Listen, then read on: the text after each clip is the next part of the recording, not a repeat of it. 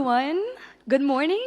Welcome to everyone that's here in person in New York, but also everyone online watching us.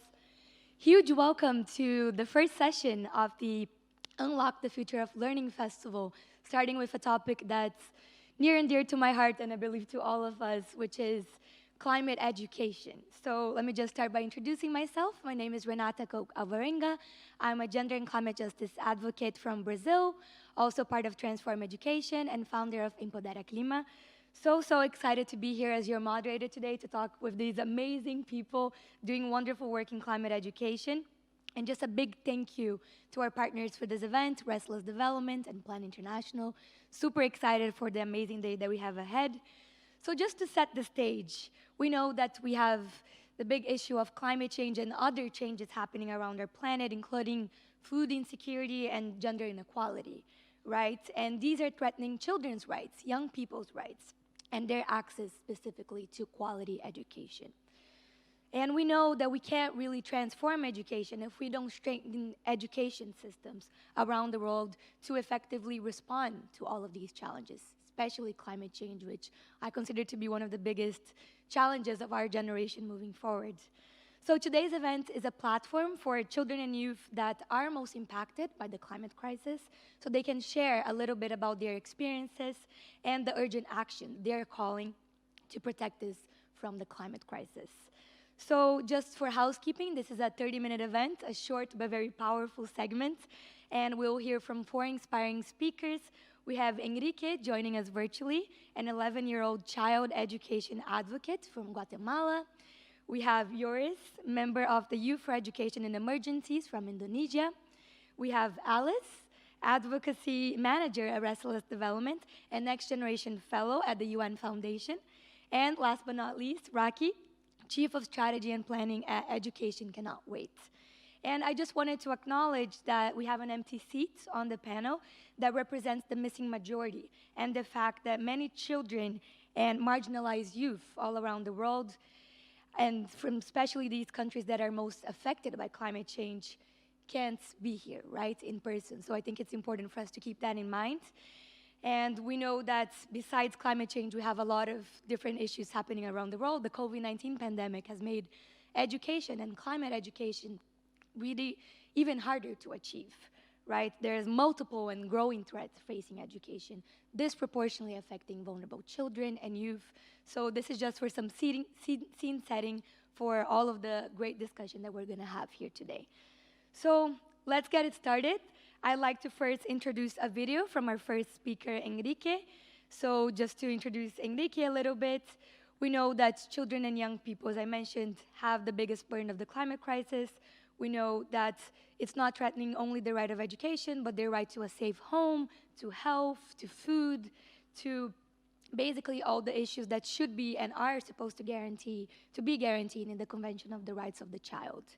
So as we'll hear from Enrique in just a little bit, the education of millions of children is already being disrupted. And Enrique has been doing amazing work as an 11-year-old child advocate that's focusing on equal opportunities and access to quality education from Guatemala. So from a very young age, he's been interested in mitigating climate change and promoting eco-friendly practices, such as sowing vegetables and fruits for local consumption. And he's also very active in the Regional Advisory Group, which is an advisory body to Save the Children's regional office in Latin America. So let's hear from Enrique from the screen.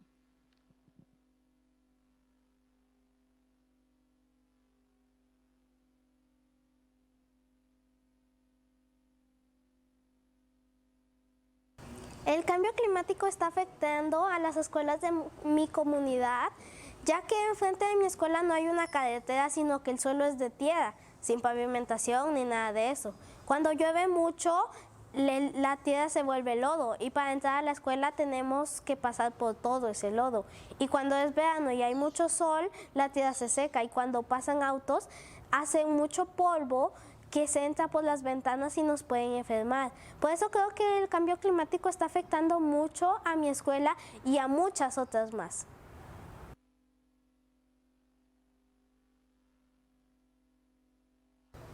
El cambio climático está afectando mucho al acceso a las escuelas, ya que muchas escuelas han sido destruidas o han tenido que cerrar en respuesta a incendios, calor extremo, inundaciones. Y muchos puentes, carreteras o caminos han sido destruidos y muchos más desastres naturales, que son cada vez más frecuentes.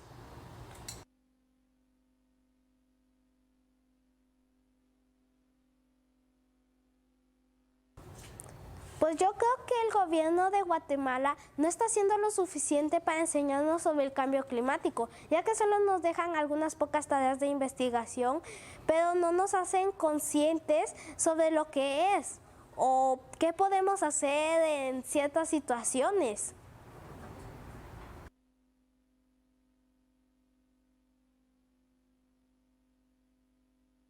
Let's clap for Enrique.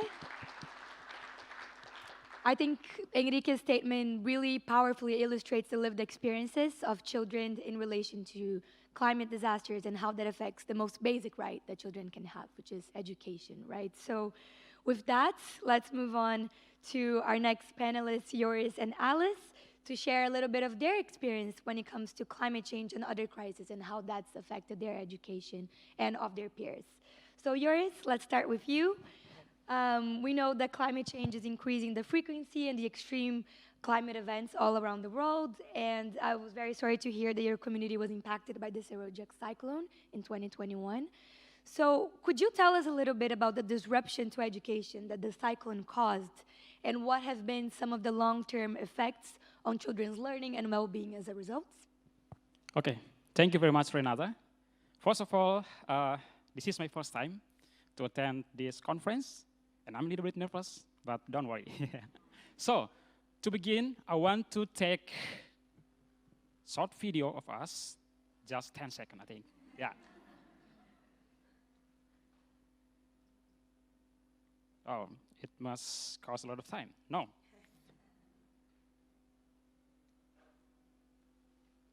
Hi, everyone. Nice to meet you all. So, what I'm doing this because I think we are the young leaders who lead these events. So thank you very much, Renata. So let me begin by telling a little bit story from my experience. So I live in Lembata, from East Nusa Tenggara Province, the eastern part of southern Indonesia.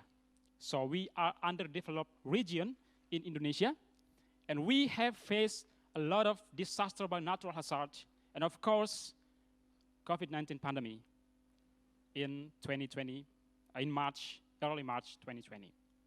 So, we face multiple disaster by natural hazard and the COVID-19.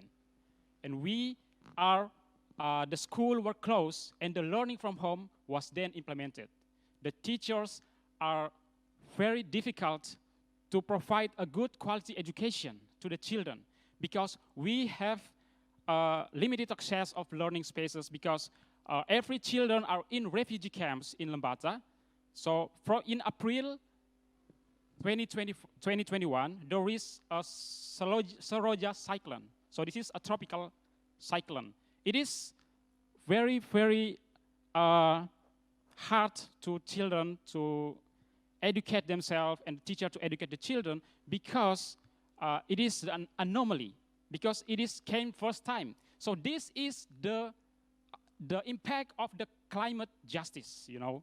The climate justice has real in Indonesia right now because we are faced by the cyclone of Seroja in East Nusa Tenggara Province.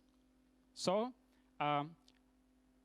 there is a little bit story for me and my experience. I come and visit the refugee camps, and I find a lot of children doesn't have a good quality access because they are studying in a common post, and they are late to coming to school because they have no access to water and sanitation, and they have a lot of crisis situation in their home base, basically in the refugee camps. So a lot of disasters came in Indonesia on 10 years until now because we have faced Lombok earthquake in April, in 2018, and Palu, Donggala, and Sigi landslide and earthquake in 2018, and of course, the Seroja cyclone in East Nusa Tenggara province, and a lot of disasters like floods, landslide, and of course, the volcano eruption, because Indonesia is located in the ring of fire. So basically, the earthquake is coming from tectonic plates and, of course, the volcano eruption.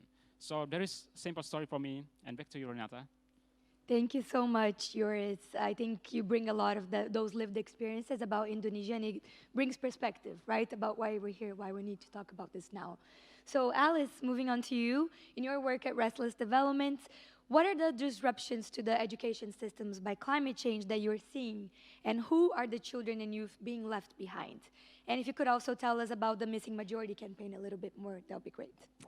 Thank you so much, Renata. And today I would like to share the story of Peace, one of the young people that I've met recently. He is 15. He lives in the remote areas of Jinja in Uganda. And every morning in the rainy season, he struggles to get to school because of the floods and landslides caused by the climate change. His story has really touched my heart, and I was like, when I was planning to speak today, I thought of sharing his story with the rest of the world. As Renata said, the empty seats really represents the missing majority, young people like Peace, who are not here in the room, but we really want to let the world know that they matters, we see them, and their voices need to be heard. The Missing Majority is a restless development campaign, and it calls for strengthened youth participation and voices across global processes, and are seeking to address greatest crisis of our time. And myself, representing the Missing Majority, I believe that everyone should have the right to a decent education that really recognize the education and implement as well the climate crisis in place as well.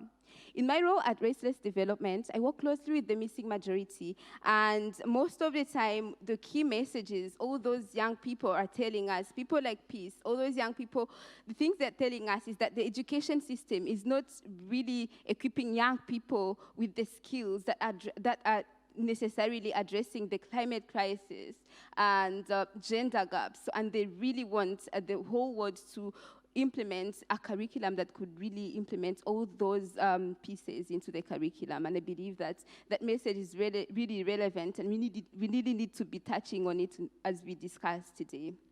Thank you. Thank you so much, Alice. That was great. Let's clap for these amazing responses. No, this is super inspiring. I think sharing your experiences from, again, a lived experience perspective or a young person's perspective really adds a lot of value to why we need, right, children and youth to have capacity building in the education system and to be able to respond to the climate crisis. So still staying with you a little bit more, I wanted to know about your vision of quality gender transformative education to advance climate justice and the call to actions of your both respective networks that you would like to share with decision makers here watching today and in this big high-level week of the General Assembly at the UN. So, Yoris, let's start with you. As a member of the Youth for Education and Emergencies panel, you have been raising awareness, right, to a lot of these barriers in emergency situations. So, following the Transforming Education Summit, which ends today, what do you want world leaders to do? So thank you, Renata. First of all, I work and join with Youth for Education in Emergencies, which is basically a project running by Education Cannot Wait, Plan International UK, and in partnership with 8 countries where a plan intervenes, which are Indonesia, Mali, Malawi, Zimbabwe, Ecuador, Lebanon, UK, and the US. So we are running a lot of projects from this year, starting from January 2022, and we are have regular meetings every single month, and we are already interviewing a number of stakeholders, including the Ministry of Education, the private sector company, and the civil society organization, and we are take a lot of work on research, desk review about the response that civil society organizations provide in in a lot of report.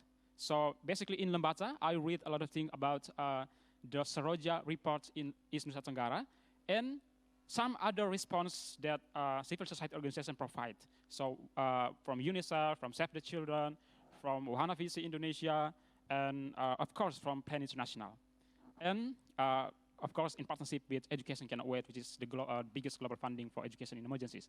So, what's your question? Sorry. So, what do you want world leaders to do? Oh, of given all course. of that's your call to action. Yeah. Due to our work on this panel, first I want the world leaders do is to, I'm gonna put this first, increase the funding. Because what? Because we are now living in an emergency situation with 128 million children are living in an emergency situation. And of course, 222 million are living in a crisis, of course. So, but we only have 3% of global funding to fund it. So I'm gonna put the education in emergencies at the first of our work to lead and to achieve the Sustainable Development Goals number 4. How about you? I love Are that. you with me? Okay. And the second is to set the national guidance. Set the national guidance from local, regional, national, and global strategy and partnership to work together. And of course, the third is to, care with women and girls, because when women and girls, when we can provide a good quality education for women and girls, the boys can access it. Because women and girls are very vulnerable people to access. Another group, vulnerable people beside the women and girls are children with disabilities, from the minority groups, and of course LGBTQI and some other vulnerable. So that's all my 3 call to action to the world leaders, and I hope we all on this stage and on this room, on these meetings, on who are watching by the live streaming and all over the world, and the young leaders and the governments, the stakeholders, we can work together to achieve that 3 call to action from me. Thank you very much. Thank you. And on that note about the most marginalized group and the role of women and girls as well in education, Alice, I wanted to ask you, how can we make gender transformative education to advance climate justice a reality for young people? That's a good one, Renata, and I was extremely happy last couple of days when I attended the Transforming Education Summits, looking the Youth Declaration being launched, and even the new Rewiring Education for People and Planets are reports launched by Dubai Cares and Education Commission. It was really wonderful to hear most of these big call to action addressing gender transformative and then climate. So I was really impressed, and thanks for asking that question, because it's really in line with what we've been discussing a couple of days ago. And my 2 key calls to action, really. Number 1 is to encourage education systems that promote holistic learning by breaking down the silos, really, between the learning about climate and climate change and gender equality. And then lastly, I just want to give the 2, because I know that we're running out of time. I know that, this one can really sound cliche, but no action without us, young people. And we need to ensure that young people have seats at the table in designing of gender transformative climate education programs and policies to close the gender and climate gap. Yeah, thanks. Thank you. And yes, unfortunately, it's a quick, powerful session, so we do have to move on, but we could listen to these amazing call to actions all day, at least for me. So Raakhi, let's move on to you next. We have heard just now these powerful testimonies from our speakers about the multiple threats facing the education systems. So from you, I would like to hear, how does Education Cannot Wait new 4-year strategy respond to a world of more extreme climate events, growing displacement, and unprecedented food insecurity? Thanks, Renata. So yes, our strategy, which launches tomorrow, I think is coming at an exceptional time. And we've said very clearly in it that the world is in crisis. And I think for us at ECW, it was about understanding what is the combined effect of the climate crisis, COVID, food insecurity, a hugely underfunded education and emergency sector. What is that impact on the most vulnerable children and adolescents globally? And actually, Joris mentioned the figure of 222 million children, and that's a result of groundbreaking research that we've done at ECW. 222 million crisis-affected children are in need of educational support. Of that number, 120 million are in school, but they're not achieving even minimum proficiency in maths or literacy, and nearly 80 million out of school. And so for us, our plan is trying to respond to that reality, that sobering reality, in a bold way, an ambitious way. We've put what we call results for children and adolescents at the heart of the strategy, and it's about improving learning access, so access to safe and inclusive learning environments, but also it's about holistic learning outcomes, which is what Alice also mentioned. So academic learning, but social, emotional, and physical health. And we aim, in terms of financing, we aim to raise at least 1.5 billion to reach 20 million children and adolescents directly, as well as really improve the system.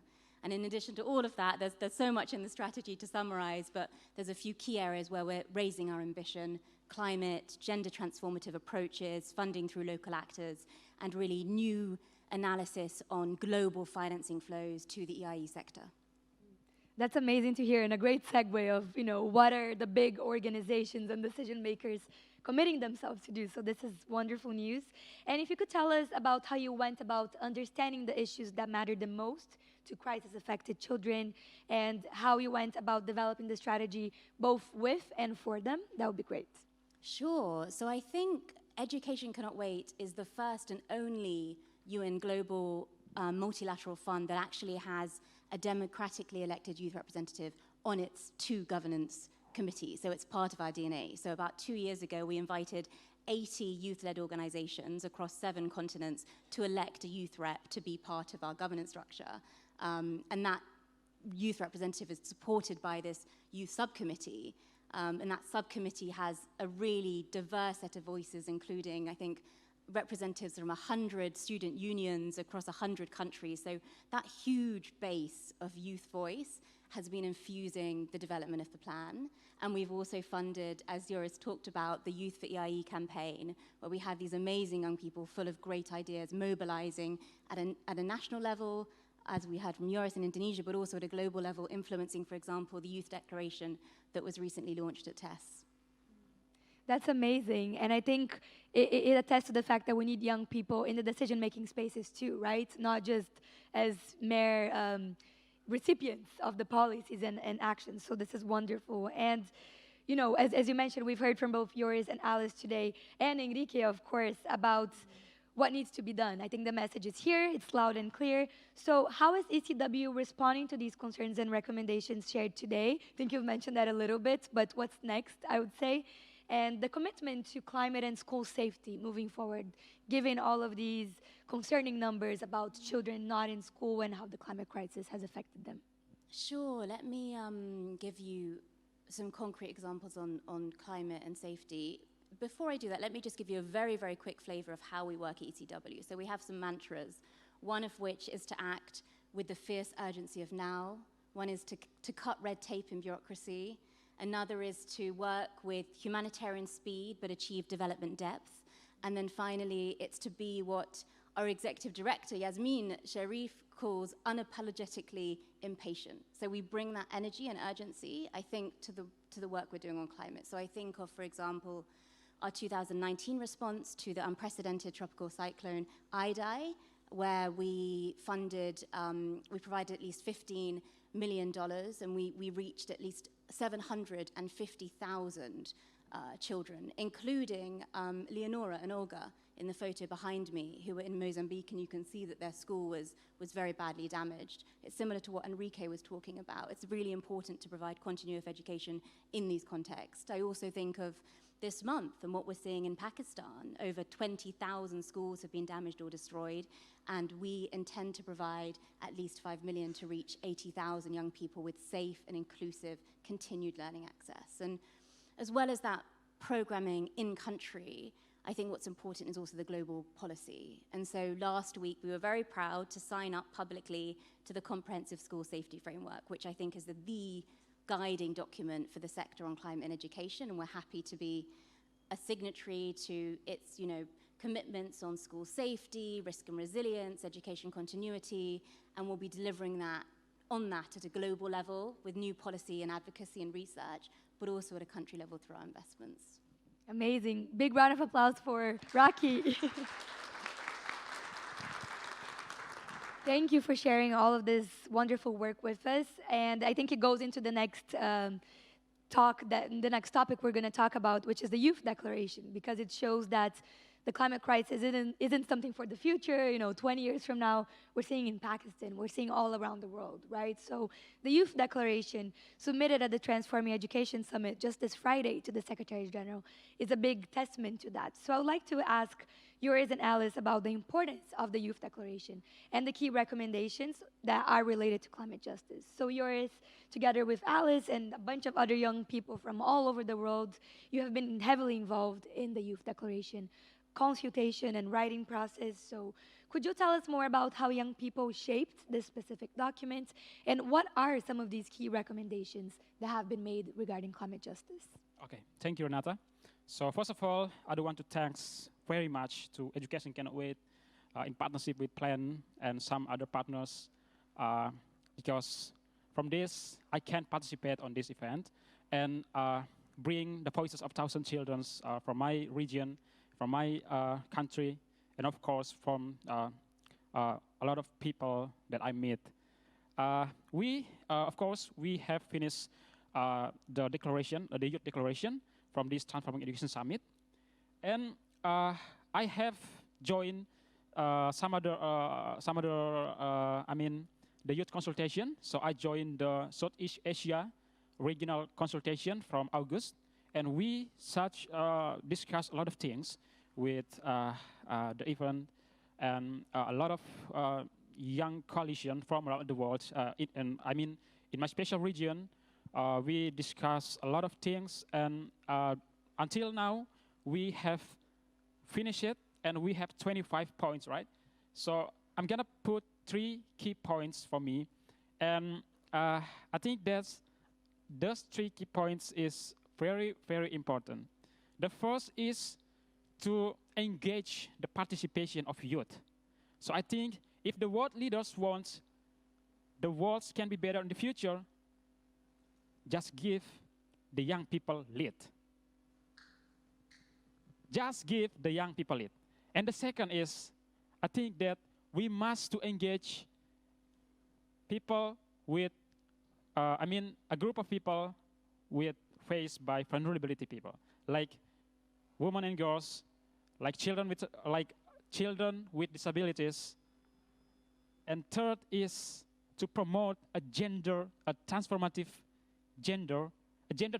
education as a perspective, as a new perspective, to find out more and to find out a lot of problems of our education. Because if we put the gender transformative education at the first, we can find a lot of problems of our education system. So that is my 3 points, and I hope the world leaders, all of the young people all over the world, we can put it together, and we can get a good quality education for the future, and we can achieve the SDG number 4 for good quality education for the world. Thank you very much. Thanks so much, Joris. I know we're almost out of time. The clock's still showing me 4 minutes, so we'll make the best of it. Alice, so now I want to hear from you. What would be your call to action for decision makers to ensure, especially as we discuss the missing majority represented by the chair here today, that those most affected by climate change can have better access to quality gender transformative education? Thank you so much, Renata. And my last call to action is really bringing people like peace on the table, and the missing majority would not be missing if we just take time to listen and open doors and bring that extra chair to the decision making where decisions are being made, and making sure that they're ready to action, not necessarily bringing them and then make decisions without them, but consulting them and work with them. And yeah, let's create opportunities for them and just let them lead because they are experts and they know what they do and they have lived experiences. That's it. And thank you so much. Thank you. Thank you so much, Alice. And I guess we're now at the end of our panel already. It seems super quick to me, but I hope it was as powerful and amazing to you as it was to me and to all of us here. I'm so thankful that we started off this Unlock the Future of Learning Festival talking about climate education, having such an inspiring dialogue with these powerful people working on this. So thank you all to your brilliant panelists to be here in person in New York today, and to Enrique joining us from Guatemala, and for all of you watching both here and at home. And just to give some perspective, today is the last day of the Transforming Education Summit, but the first day of the Climate Action Week in New York. So let's make sure that the intersection between climate action and quality education is prioritized throughout this whole week and beyond, right? So it was a pleasure to be your moderator. I wish you a great day of exciting discussions and hope to see you soon. Thank you so much. Thank you.